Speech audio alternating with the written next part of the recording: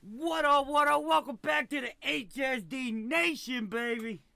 We ain't never changed. So, welcome back. Thank you for welcoming me back, because we're back. We are going to do the same thing, but from the other side. Everybody loves a Monday morning quarterback, right? Well, we're going to do that with my whole career. All my trucking, all my owner-operator, all the flatbed, all the step decks. We're going to talk about the stories, like me also almost flipping over the flatbed. Like, boys, it's going to get good. But today we're going to start at the beginning. And what was the beginning? Should I even get into this? So, Hotshot trucking is good for two things, right? It's good for niche. Like, if you let's say you live somewhere where there's a lot of race teams, you can get a 3 or 4 car hauler, haul it to the track. Like, if you got contracts like that, perfect. Perfect. Okay? Boat movers, pipe fitters. It started in the oil field, right? It was niche to the oil field, and everybody was like, wait a minute. Well, if I get stuck out here, I could book freight back. Why can't I just book freight somewhere else when he doesn't have a load? Ding. So that's kind of how that whole thing started, right? Definitely a niche. It's great for niching. Like I said, pipeline, oil field, boat movers, race car movers, whatever. Like, I know people that do this and they only run for Copart, right? Same idea. It's just like a tow truck company. But you don't see a tow truck running all the way across country to drop a car off in Minnesota and then bring one back. Like, you know why they don't do that? Because it don't make sense. A tow truck makes 3 something a mile. You ain't getting that with your truck. And this is the stuff I had to learn this shit. You know what I mean? Like, this wasn't just, oh, some of y'all see me learn it. A lot of y'all call me a hypocrite, which I love it. I like it. I love it. I want some more of it. So, there's that, right? If you got a niche, you got a little itch, you got something to do, you good. You good. You know what I mean? Also, if you need a stepping stone, right? What do I mean by stepping stone? So, maybe you want to get into trucking, right? But you don't have your CDL yet. You just don't have all the experience. Like, nobody will hire you because you haven't driven before. You just got all this, everything's at your back and you can't get a job. That's perfect, right? Get your hot shot, get your setup, but be ready and know that you've got, like, I'd say a year, 2 years. A year, 2 years. And if you don't believe me, I want you to go back and look at all the hotshot YouTubers, okay? Or hotshotters in general, even on Facebook. How many of them are still in a hotshot? Not too many. Because the way of the world is bulk. Like, you make money volume. Everything. Hold on, I gotta turn my phone off. My light. So, everything is volume, right? Well, you wouldn't run volume at half capacity. Like, you wouldn't say, oh, I'm only going to sell half of these and not these half. No, you're going to sell it all, Jack. So, if you have a CDL, you really should not be in a hot shot. But I get it. Because it's great for stepping stones. Because the availability is there, right? They're easier financing.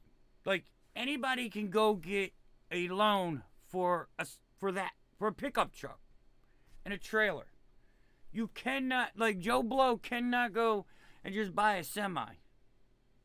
I mean, I guess if you got a 900 or 800 credit score, 1,000 credit score with 30 grand down, you can. But then you wouldn't even be talking to me.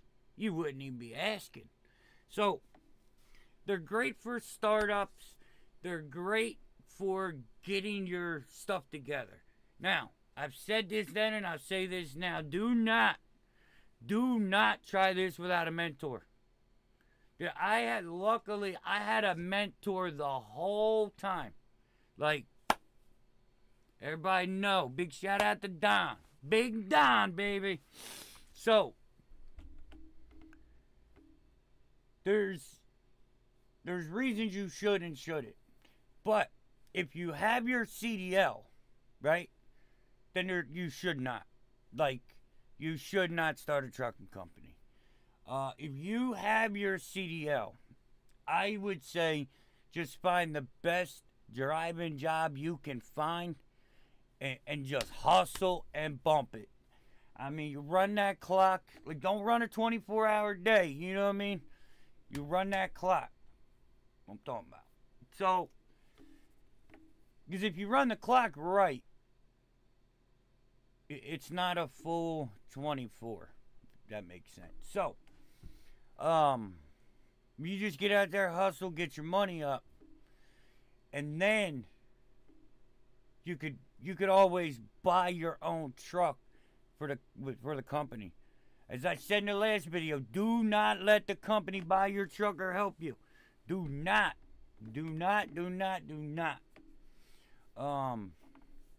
Because as much as I want to say to do it, because I know there's some great legitimate business owners out there that will not put their employees through the shit I had to deal with. You know what I mean? Like, when you've got business owners that can't help you with anything, like, I'm getting ready to pull up in New Mexico. Can you help me with a permit? Oh, no, just run it. Like, you know what I mean? My fault to run it. Like, if I do it, if I do it. You know what I mean? But, you know what I mean? If I ask you every day for something, that's one thing. But sometimes we get in a pinch. And that's why you're with those companies, right? It keeps your costs down, but it's a built-in mentor. You know what I mean? You've got somebody right there with a vested interest to help you. So, leasing on is like, I would say anybody, like, leasing on is where it's at in my opinion. But you got to have your own truck first. Like, you don't want to lease on and not have your own truck. You don't want to use their truck. You don't want the weekly leases or none of that. So, there's a lot of downfalls with trucking, with the Hotshot, especially if you go over the road. You see this baby over here? See old green bean? You remember your boy sleeping in the front seat of that thing? Yeah, we pulled up in a truck stop with it running. Yo, that thing, blessed up. That thing was a G. Slept in that truck for probably 7-8 months. You know what I mean? Then I went with the rentals and then I got the Dodges. But, like, I've been through a lot of trucks. It's hard on the trucks. Like this Ford over here, this thing took 3 conversion vans from Delaware all the way to Florida. Like, a truck ain't made for that. You know what I mean? That heat would tear that non-intercooled truck up. So, and it's stuff like that. Like when you're getting into it, if you don't know the right stuff. Like, I know a lot of guys that they want to get into this because they don't know trucking. Which, that's great. But just know that long term to survive, you need the 80K. You need that big weight. That's why you see these guys with these pickup trucks with these 5 cars. Because that's the most they can max out. It safe? That's for another day. 35, 55, 65. That's all for another day. Just know none of these trucks were under 1 ton or 3/4. No.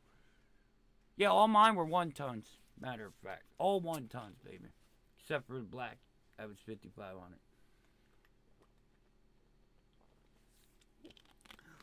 So,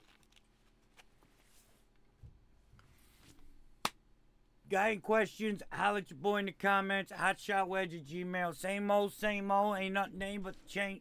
Shit, the name ain't even changed, baby. So, if you're looking to start hotshot trucking or start trucking, I would recommend it. My books are still, I'll link them down below. The how to hotshot, how to get into it.